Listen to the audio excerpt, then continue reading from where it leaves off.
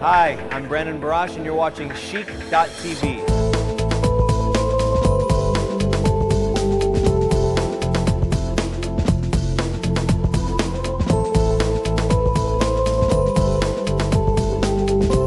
We're talking with Barash from General Hospital. Now, tell me about the Muscular Dystrophy Association, and you're the celebrity ambassador now. So congratulations. How did that happen? It happened, I don't want to say by accident, but it wasn't, a very calculated move. But at a very early age, muscular dystrophy hit me close to home. I lost my best friend at the age of 18. We were both 18 to a form of muscular dystrophy called Duchenne, which is essentially a death sentence. It's mostly boys that get diagnosed with the disease, and at about 3 or 5 they get diagnosed, and they're lucky if they make it out of their, now out of their 20s. It used to be early teens. Now, when my friend died it was late teens, but we'll get into the research later. But anyway, so I lost him when I was 18, and I made a pledge to myself that whenever I became successful doing whatever it was I was going to do in life, that I would pick up fighting when he left off. So I wanted to raise some money for MDA, and I knew I had a pretty good collection of decent photographs that I'd taken over the last 5 years traveling.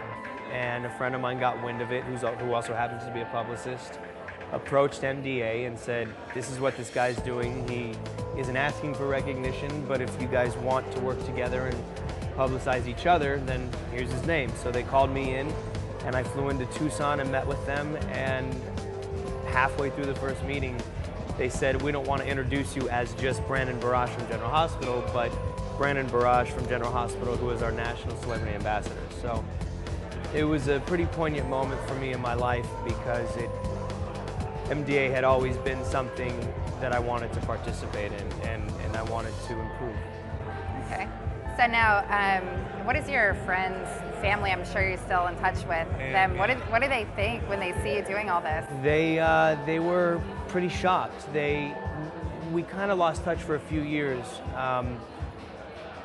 We really hadn't talked on the phone, and it was just nothing more than they had their lives and I had mine. But for about 4 years, we didn't really talk, and finally I called them up and said, "Hey, just so you know, I've made and dedicated a book to Chad, and I've started working kind of in his honor, and here's what I'm doing." And they were very touched and very moved, and they tuned into the telethon, and I have since met them for lunch, and we've kind of rekindled our relationship, which is nice.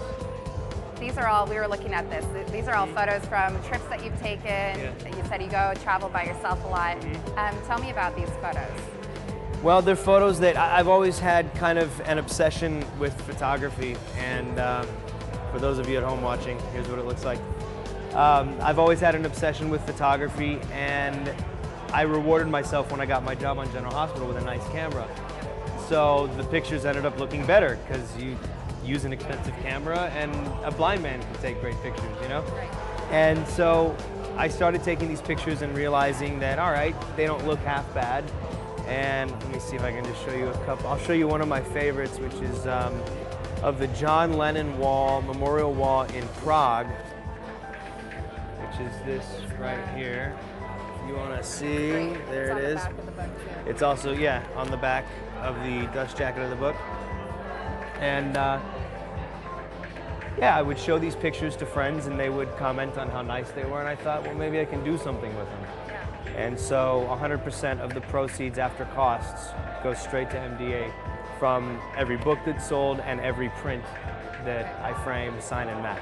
Okay. Yeah. And let's also talk about your job acting on General Hospital. Tell us about your character. Okay.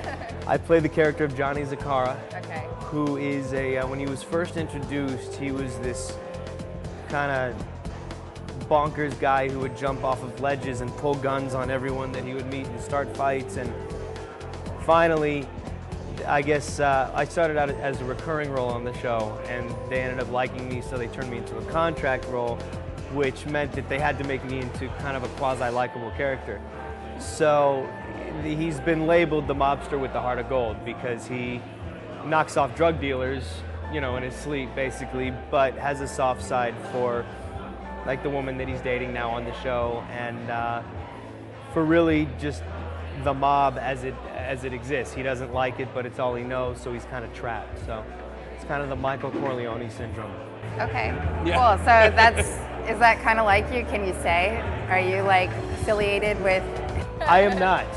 I mean, if I was, I Okay. probably wouldn't tell you. You can but say. but no, I'm you know, a nice Jewish boy from the Midwest who is not involved or affiliated with any of that. Okay. Yeah. And now being from the Midwest, Yeah. a lot of people can relate to you. You know, you move out to LA or New York and make it big. What do people say when you go back home? The first thing that they usually say is they'll walk up to me and they'll say, "This is really crazy, but are you the guy on General Hospital?" And I guess it's crazy. They think it's crazy because what am I doing in the Midwest? But I don't really know. I mean, that's really what they say. They then ask me, you know, how I made it out there, and I moved out to LA at a very early age, at 4 years old. But Oh, wow. yeah, and then grew up there, moved away for high school, and then came back for college. Okay. But and was pretty hell-bent on making it as an actor by the time college came around. So Okay, so how long have you been on General Hospital? this is my 3rd year. Oh, awesome. Yeah, it's gone by fast. Yeah, that's cool. So what Yeah. else are you working on? I participated in the Telethon, which was a dream come true for me because, like I said earlier, ever since my relationship, my friendship with Chad, that had always been important to me, just to watch and to donate. Let alone, I mean, I never knew I would be the guy up there asking people to give or singing, or, you know, it was just incredible. So, Right. How is it to be in Jerry Lewis's shoes? well, those are giant shoes to fill. They're like, if you picture a water ski, that's how big those shoes are. I don't think anybody can, and I don't think anybody ever will fill his shoes. He has spearheaded an incredible mission, and I mean, this year we raised over $70 million, which of course would never be done without him. So I think our job is to hang up his shoes and maybe take the torch and pass it on to the generations after us. But it feels incredible to, like I said earlier, to be able to participate actively in the telethon. I grew up watching and wishing that it would raise enough money to help my friend Chad. So it means everything to me. Great. And now how can people help out who are going to watch this or who are interested? Do you know? Yeah, you can go to yournumberonefan.com. That's one word, yournumberonefan.com, and click on the merchandise tab, which I believe is on the right. But you're watching this in the reverse, so actually this would be your right. That's my right, that's your right. Very good. Yeah. So it's all those years in the theater, you know? But yeah, yournumberonefan.com, and then go to the merchandise tab, and you'll see this book right up there. Great. Yeah. Well, thank you so much, Brandon, for talking with us. Thank you. It's been a pleasure.